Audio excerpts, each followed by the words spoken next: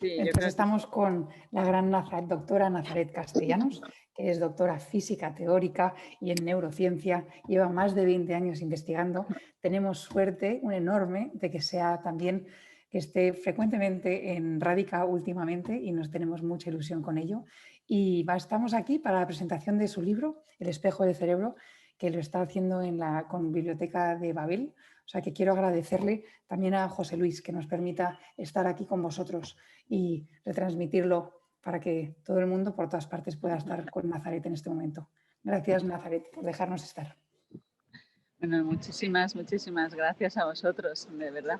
Me siento muy acompañada. Un día muy bonito, me hacía mucha ilusión, porque yo siempre pensaba, a mí me gustaría un día escribir un libro, pero yo decía, ¿y de qué voy a escribir yo? Y la verdad que ha sido un proceso muy bonito, ¿no? El poner en palabras pues, todo lo que vamos contando en los cursos. Este libro es un poquito más, un formato más ensayo, pues cuento cómo ha sido pues este intento de hacer la ciencia, lo que yo creo un poquito más humana, ¿no? Entonces, pues fue una aventura que tuvo pues, muchas curvas al principio, pero bueno, que al final pues ha sido muy bonito. Entonces pues me hacía mucha ilusión, claro, presentar un libro. Buenas tardes a todos, muchas gracias por venir a esta multitudinaria presentación de un libro, cómo ha cambiado este país, ¿verdad? Estamos encantados de estar aquí con todos vosotros en este marco incomparable, como diría el clásico. Bien, tenemos hoy entre nosotros, el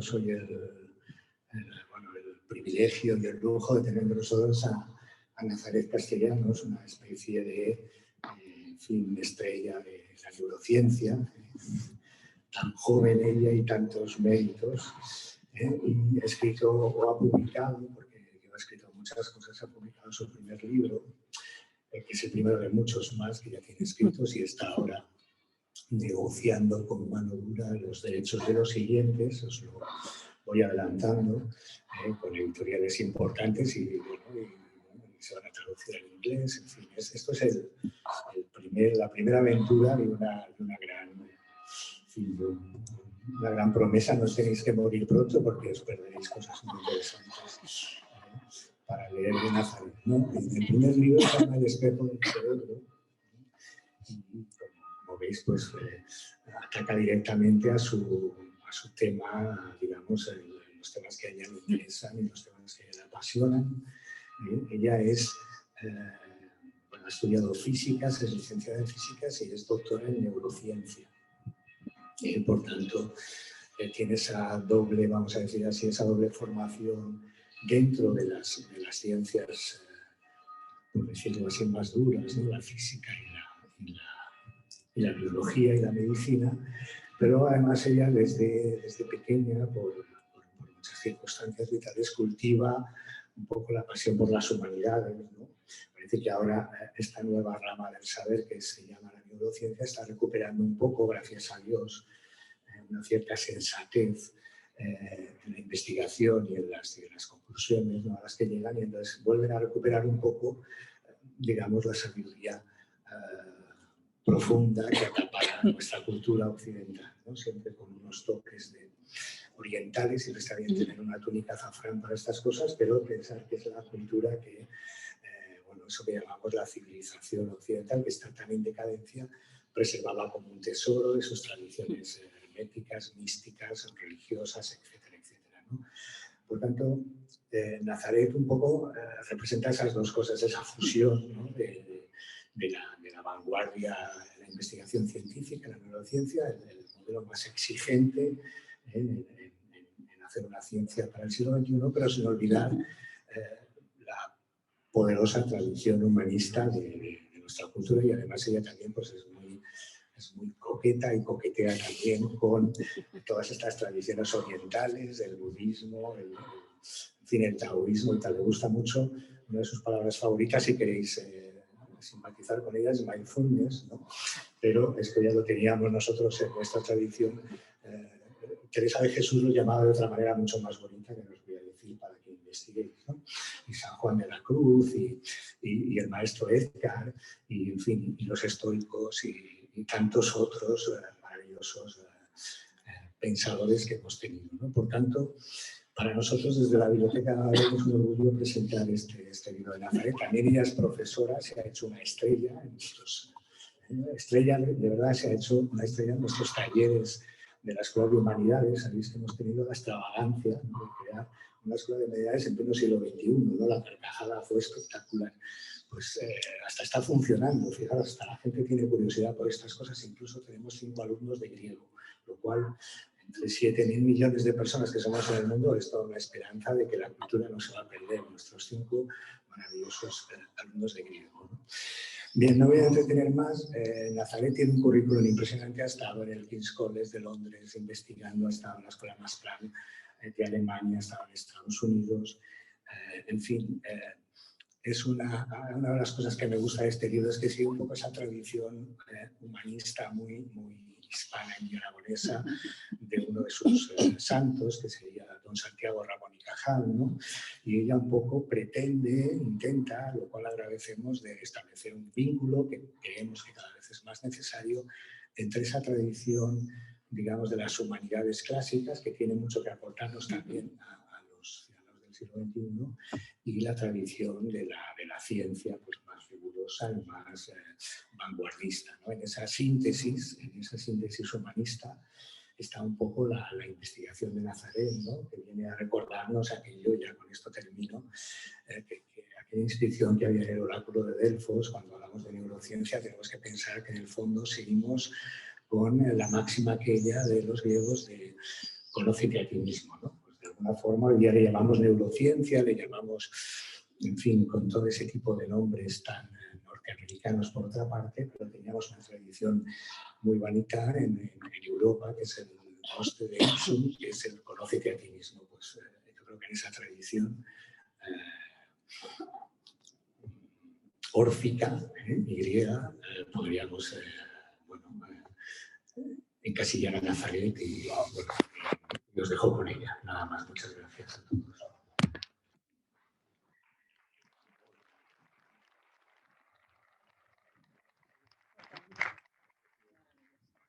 Bueno, pues lo primero, muchísimas gracias a todos los que estáis aquí acompañándome. Me siento muy acogida. Es un placer volver a hacer cosas frente a las personas, pero también he de decir que durante esta pandemia he descubierto lo que es el mundo online y cómo comunicarnos con las personas a través de la pantalla, y para mí ha sido un privilegio, pues, sentirme muy cerca de personas que están en Chile, en México, en Colombia, en Barcelona, en toda España, en pueblitos. Eso me ha encantado. Yo creo que pues también hay que conseguir trascender el mundo digital y las pantallas y saber que detrás hay una persona. Gracias a José Luis, porque desde que llegué a Palma hace 2 años, pues se ha convertido pues en un poco como mi familia Médicis, donde pues me dejaba pues crear estos cursos de neurociencia, poder explicar la neurociencia pues tal y como yo la concibo. Y ahora pues le agradezco tremendamente pues el poder organizar este evento, presentar el libro. Agradezco muchísimo a la Fundación Radica, que está en Barcelona y que lo está retransmitiendo, pues creo que a mucha gente que lo está viendo online. Muchísimas gracias, María, también, un grandísimo corazón. Y bueno, yo pues quería compartir con vosotros aquí el cómo pues se ha fraguado un poquito este libro. Cuando surgió la posibilidad de escribir un libro, que fue un poco así al azar, cuando me lo preguntaron, ¿y yo qué cuento aquí en este libro? ¿Dónde empieza, no? Yo creo que este libro pues lo empecé en la ciudad de Trieste a escribir, pero si tuviera que decir dónde empezó a nacer o dónde se engendró el libro, pues yo creo que era cuando yo estaba trabajando en la universidad en Londres. Yo pasé unos años allí en el King's College y yo pues me había dedicado ya, pues llevo 23 años, aunque él siempre dice que soy muy joven, yo creo que parezco un poco más joven, llevo 24 años casi ya pues trabajando en la investigación científica. Siempre he estado pues entre la Facultad de Física y la Facultad de Medicina en diferentes países. Y sobre todo pues lo que he hecho a lo largo de pues, casi 15 años de trayectoria ha sido estudiar cómo el cerebro cambia pues, cuando hay algún tipo de lesión. He estado muchos años estudiando la enfermedad de Alzheimer, Luego estudié pues, cómo los cerebros se pueden recuperar de un traumatismo, qué es lo que sucede cuando una persona ha tenido un impacto. Trabajé también en identificar el grado de coma a través de los campos electromagnéticos de los cerebros. Y cuando estaba en Londres, trabajaba en estudiar cómo los niños que habían tenido un daño cerebral al nacer, qué secuelas les dejaba en la adolescencia. Era un proyecto muy bonito, longitudinal, pero bueno, que me pasé 15 años estudiando el dolor, estudiando las lesiones, estudiando cómo cambia el cerebro cuando tenemos un problema. Entonces siempre me sorprendió pues, que sabemos mucho, que la medicina obviamente estudia la enfermedad para curarla, pero en Londres empecé a plantearme que por qué no estudiábamos la salud, por qué no estudiar esa capacidad que tiene el cerebro de mejorar.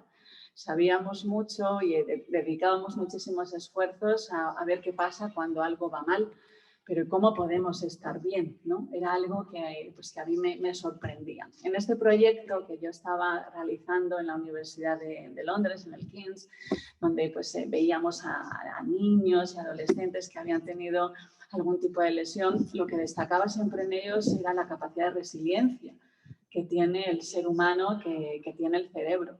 Pero, sin embargo, pues eso era una observación que yo hacía siempre a nivel personal. Yo, pues bueno, los que me conocéis sabéis que soy muy sociable y cuando venía la gente allí a hacerse los experimentos, pues yo me metía con ellos en la máquina, hablaba con ellos, con las familias, y yo siempre me quedaba con esa sensación, pero sin embargo era una sensación única y exclusivamente personal, porque yo no encontraba ninguna forma de introducir esa resiliencia, el optimismo de las personas y la capacidad de entrega, ¿no?, que tenían cuando uno tiene que superarse ante un problema. Pues yo no sabía cómo meter eso en las ecuaciones que luego yo tenía que utilizar para poder estudiar esos cerebros. Entonces siempre a partir de ahí se me empezó a quedar un poquito coja la neurociencia. Me planteaba, ¿y por qué no incluye este término? ¿Por qué la resiliencia, la capacidad de transformación que tiene nuestro cerebro hacia bien? ¿Por qué eso no lo estudiamos? ¿Por qué no lo incluimos, ¿no?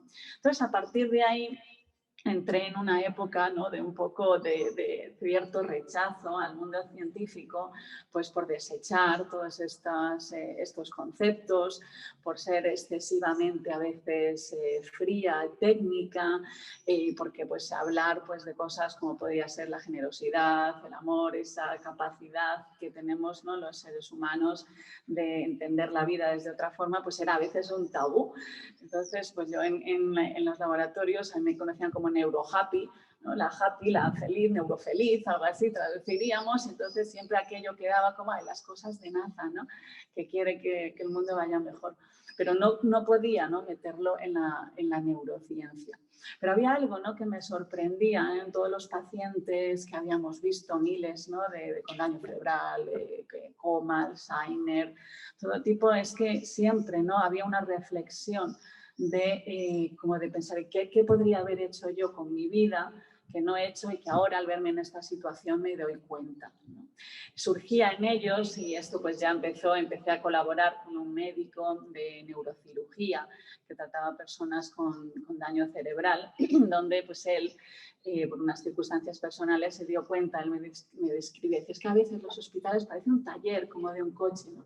Y decía, el 100% de los pacientes que yo me encuentro cuando les comunicas algo así, surge en ellos una ansia de otro tipo de respuesta, surgen unas preguntas, surge algo, ¿no?, que a veces llamamos, no sé, espiritualidad o reflexión, no sé cómo llamarlo, ¿no? Pero el médico, ¿no?, y con todo lo que sabemos y con todas las máquinas que tenemos sofisticadísimas y toda la física, pues ahí no se le puede decir nada, nadie podía decir nada a ello, ¿no? Entonces, a partir de ahí empecé pues, a generar esta especie de rechazo, ¿no?, de decir, ¿por qué no nos abrimos a ello? Cuando ya me vine de Londres, quería volver a casa, volví a España, entonces, bueno, ¿y ahora yo a qué me dedico? Cuando vengo a la Universidad de España, ¿qué quiero hacer? ¿A qué me dedico a investigar, ¿no? Entonces empecé a plantear un proyecto, ¿no?, en el que pues, rebatía a la universidad que de cada 100 artículos que se publican, solo uno es de aspectos positivos.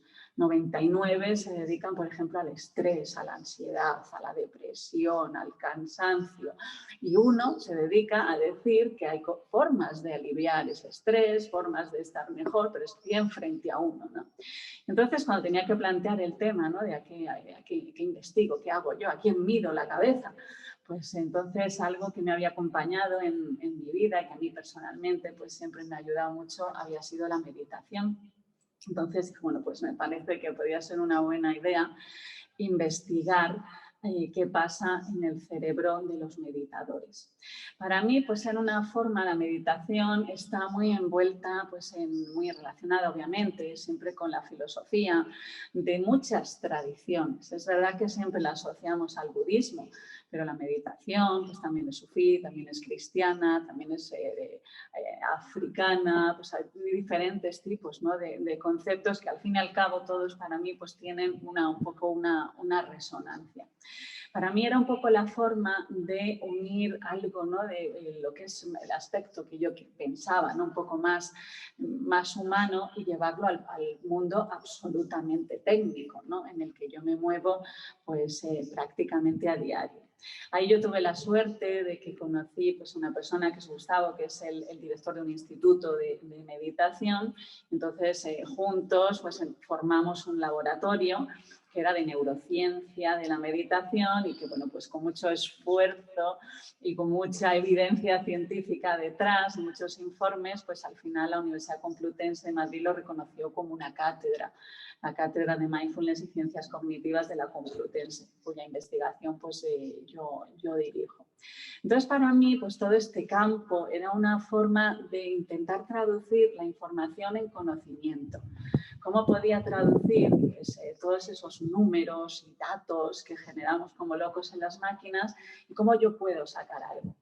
Algo, ¿no? que me acompañaba en esta especie de crisis neurocientífica era que pues, yo estudiamos muchísimas horas, estamos en el laboratorio, estamos siempre pendientes de artículos, pues parece que el investigador siempre está como buscando. Pero luego, pues cuando dejaba el laboratorio, cuando salía por la tarde, pues yo buscaba pues, algún tipo de información en otras fuentes. En Londres, pues me iba mucho al centro tibetano, que estaba allí en Londres, que era tremendo, maravilloso. En Madrid también, en Madrid me iba al centro sufí. Yo pensé, ¿por qué me tengo que venir aquí a responder a ciertas preguntas o a reflexionar o a generar ciertas preguntas si no lo puedo hacer en la universidad? Porque la ciencia ha perdido para mí esa visión de replantearse al ser humano, ¿no? De intentar conocerlo desde esa perspectiva. Y entonces, a partir de ahí, algo que se convirtió en mi camino personal, que era intentar hacer la ciencia más humana o intentar destilar los artículos científicos para sacar un conocimiento pues, que me permitiese conocerme un poquito más a mí, pues esto se convirtió en que, pues como yo se lo iba contando a mucha gente en Londres, pues lo iba contando y al final pues siempre tenía un corrito de gente alrededor. Entonces, al final, pues generamos unos cursos que diseñé yo, pues en donde intento destilar, pues, es decir, esto es lo que dice la neurociencia y reflexionamos sobre ello, ¿no? ¿Qué implicaciones puede tener? Para mí yo creo que la neurociencia también tiene esa capacidad de sacar esa información. Cuando volví ya al mundo pues, más científico después de mi crisis, me di cuenta de que los artículos científicos contienen una cantidad de conocimiento que es maravillosa, no solo información.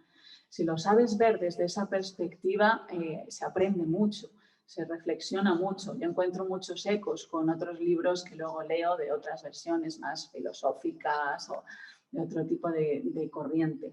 Para mí, yo creo que pues, la ciencia, o en este caso la neurociencia, también humildemente intento sacar pues que tenga ese papel, que podamos conocer a partir de ahí. Un día que estaba paseando con Oliver por Praga y vi una palabra en una cafetería que se llamaba biosofía. Y pensé, esto es lo que yo quiero. Biosofía, ¿no? Cómo sacar algún tipo de conocimiento a partir de la biología. Creo que vivimos una época fascinante donde los experimentos son cada vez más sofisticados, las máquinas son maravillosas, ¿no? La cantidad de información que sacamos de allí, la neuroimagen, la neurofisiología, se pueden hacer cosas hoy en día, ¿no? Tremendas, ¿no? Con un montón de gente. Entonces creo que estamos en un momento fascinante para acercarnos a la ciencia también con esa perspectiva. Y esto es más un mensaje, ¿no? Quizá más a mis compañeros científicos que a la gente que normalmente me escucha, ¿no? Cuando luego pues voy dando los cursos y las conferencias por ahí, encuentro mucho eco a nivel social más que en la universidad y pienso, pues parece que la universidad se está distanciando un poco de lo que realmente pues a todos nos interesa. Y ese era un poquito mi papel. Entonces el proyecto que yo diseñé para volver al mundo más científico era un proyecto que se llamaba la neurociencia interoceptiva de la meditación. ¿Y eso qué significa? Ese palabrejo, pues significa estudiar cómo el cerebro y el cuerpo cambian cuando una persona practica meditación de forma regular. ¿Y por qué era interesante para mí esto? Pues porque era ver qué pasaba en el propio cuerpo cuando lo que observamos somos a nosotros mismos. ¿Qué pasa cuando el cuerpo se observa a sí mismo? El cerebro sabe que lo que estoy observando, yo observo una persona, observo una cosa, sabe que me estoy observando a mí, sabe que soy yo la que se está observando. Entonces, esa especie de resonancia en la que entra el cerebro, porque sabe que yo soy observador y observado a la vez, es una magia fascinante, ¿no? Que nosotros hemos observado en los laboratorios y que se viene estudiando mucho tiempo, ¿no? Metes a una persona en la máquina y te obsérvate a ti. Mira a ver a dónde van tus pensamientos, mira a ver cómo son tus sensaciones, mira a ver, piensa en ti como sujeto, ¿no? Entonces hay ciertas partes del cerebro que empiezan a reorganizarse, a funcionar de otra forma. Y estos experimentos, al fin y al cabo, a mí me sonaban, pues esto es lo que hacemos cuando meditamos. Cuando meditamos, pues hay muchos tipos, ¿no? Pero a lo mejor el más... por el que empezamos o el que más solemos utilizar es observar las propias sensaciones, por ejemplo, de la respiración, observamos nuestros propios, como a ver qué pensamientos nos surgen. Y esto desde el punto de vista neurocientífico es muy interesante, es muy bonito, porque es un poco volver a ese problema de mente y cuerpo. Para mí, mente y cuerpo, pues es verdad que son distinguibles, ¿no? Distingo por una parte, ¿no? Mi estado mental y por otra mi corporal. Son distinguibles, pero para mí son inseparables, ¿no? Entonces, cuando nosotros pues nos enfrentamos a observar nuestros propios estados mentales, ¿no? Pues nos damos cuenta de que también tienen un cierto carácter involuntario. Es lo que nosotros en el laboratorio llamamos la actividad basal del cerebro. Hay una visión que también intento transmitir, lo hago un poquito en el libro, pero en general también en los cursos, ¿no? Esta imagen de que el cerebro es la máquina más fantástica del universo, el objeto más complejo, ¿no? Pues nuestro cerebro tiene muchas limitaciones, nuestra mente es muy difícil de controlar. Nosotros tenemos, ¿no? que hacer siempre una especie de tensión entre la voluntad, lo que es voluntario y lo que es involuntario, ¿no? Uno pues se sienta un ratito a meditar, intenta que la atención se vaya un ratito a las sensaciones de la respiración y ¡pum! Sin yo elegirlo, mi mente se va 1000 veces a 1000 sitios que yo no he elegido, ¿no? Entonces, para mí este carácter que tiene el cerebro de involuntario y de voluntario a la vez, este baile, ¿no? Entre yo quiero hacer una cosa, pero la intención no solo basta. Yo tengo que hacer que mi cuerpo me acompañe hacia aquello a donde yo quiero llegar, ¿no? Entonces, el reconocer que hay una parte en nosotros que es el que dirige la orquesta, pero a la vez somos los músicos, pues para mí es una perspectiva que es muy interesante a nivel humano, a nivel personal, pero a nivel biológico es fascinante, porque metemos a la máquina a una persona y digo, venga, juega un partido de tu cuerpo contra tu mente, ¿no? Intenta dirigir tu mente hacia un lado, focalízala en lo que yo te digo, vamos a ver la cantidad de problemas que vas a tener porque ni un minuto, sabéis que aguantamos, ¿no? Hemos medido, cuando yo estuve en Utah, en Salt Lake City, en Estados Unidos, se medían a meditadores que tienen la categoría ROS, que estos han meditan como 8 horas al día, ¿no? Pues allí en Estados Unidos los proyectos de investigación van a otra escala y se los trajeron del mundo entero, ¿no? Pues estas personas, ¿no?, que meditan estas 8 horas al día, que tienen un control impresionante sobre su atención, cuando los metemos a la máquina lo que se ve es que aún a ellos les cuesta. El cerebro cada minuto se desconecta aproximadamente un tercio de segundo, ¿no? Viene y venga, va y viene, ¿no? Y pues si para ellos les cuesta, imagínate para nosotros, ¿no? Y esto pues no solo nos sucede cuando estamos haciendo meditación, sino en general, ¿no? Pues mi mente, el cuerpo tiene una inercia, nuestro cerebro es un sistema de hábitos muy férreos, aprende y lo que ha aprendido eso lo consolida. Si yo luego lo quiero cambiar, pues me encuentro con que tengo que subir una montaña que a veces es bastante alta. Entonces el libro pues recoge un poco qué es lo que pasa cuando nos observamos a nosotros mismos, cuando tenemos esa perspectiva de que somos el observador y el observado. Hablo pues, al principio un poco de cómo es la atención, qué tiene que hacer el cerebro para que yo preste atención a algo. Es un proceso bastante complejo para el cerebro, le cuesta muchas cosas, le cuesta mucho esfuerzo, ¿no? Y al ratito se ha cansado. Nuestro cerebro es un vago impresionante, ¿no? Alrededor de los 10 minutos ya deshace cualquier tipo de actividad en la que está involucrada. Aquellas cosas que requieren un esfuerzo a medio o largo plazo ya ni veamos. Entonces yo lo que voy describiendo es a través de la biología del cerebro, qué hace cuando yo quiero prestar atención a algo, cómo prepara la atención y una vez que la ha preparado, cómo se retira. ¿Por qué es tan difícil controlar nuestra atención? Esa es una de las preguntas, ¿no?, que yo desarrollo ahí un poquito a través de la neurociencia. Luego, como vemos que yo quiero prestar atención a algo, a lo que sea, al momento presente, a lo que esté haciendo, pero nuestro cerebro involuntariamente, sin que nosotros lo hayamos elegido, se va. Y se va, se quiere ir y se mete en una especie de ensoñación que en neurociencia llamamos la red por defecto. La Universidad de Harvard demostró en el año 2012 que pasamos el 47% del tiempo que estamos despiertos en cualquier otro estado menos en el estado presente, ¿no? Harvard llega a decir en ese artículo que se publica en Science, ¿no? Da igual, hagas lo que hagas, hazlo. O sea, estás haciendo una cosa, pues estamos haciendo una cosa, pero normalmente nuestra mente está a la mitad del día en otro sitio.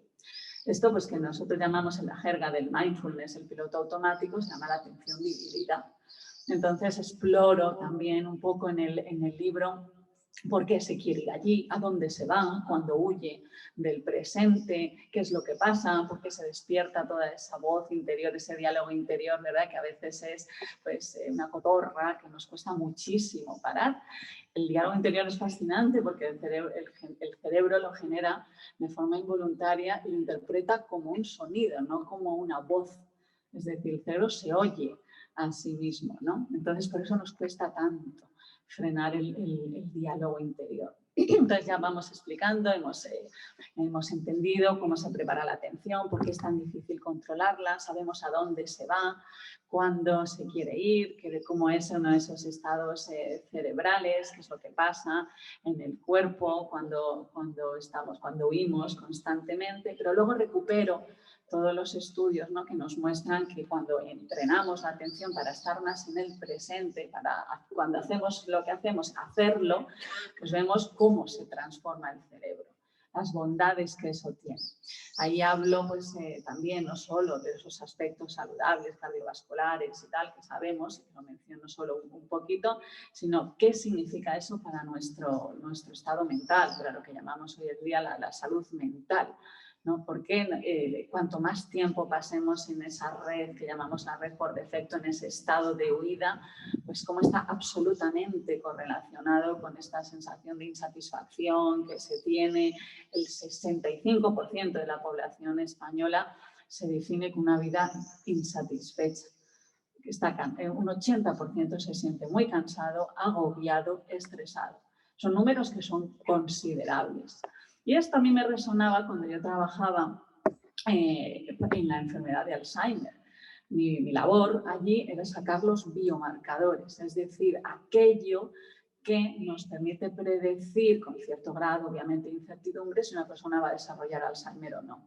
¿Qué tienen las personas ahora que dentro de 20 años les va a hacer desarrollar Alzheimer. Entonces, dentro de los grandes biomarcadores de Alzheimer estaba el estrés, el cansancio, la insatisfacción.